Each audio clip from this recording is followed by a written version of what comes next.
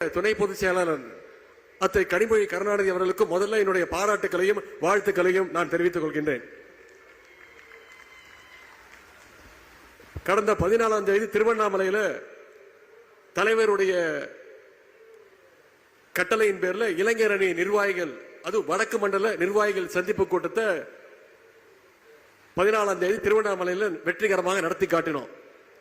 கிட்டத்தட்ட 1,30,000 இளைஞர் அணி நிர்வாகிகள் அந்த சந்திப்பு கூட்டத்தில் கலந்து கொண்டு ஒரு மாநாடு போல அந்த நிகழ்ச்சி நடந்தது. அந்த எழுச்சியை பார்த்து இளைஞர்கள் நம்முடைய திராவிட முன்னேற்ற கழகத்தில் எந்த அளவுக்கு ஈடுபாடோடு வந்திருக்கிறாங்க அந்த எழுச்சியை பார்த்து, அந்த மக்கள் கடலை பார்த்து, இளைஞர் கடலை பார்த்து ஒரு 10 நாட்கள் சங்கி கூட்டமோ அடிமை கூட்டமோ புலம்பிக்கிட்டே இருந்தது. இன்னைக்கு பல்லடத்தில் கூடியிருக்கக்கூடிய இந்த கடல் போல் கூடியிருக்கக்கூடிய நம்முடைய மகளிர் கூட்டத்தை, இந்த மாநாட்டை பார்த்தாங்கன்னா அந்த சங்கி கூட்டமோ அடிமை கூட்டமோ அடுத்த 10 நாளுக்கு நிச்சயமா தூங்க போறது இல்லை.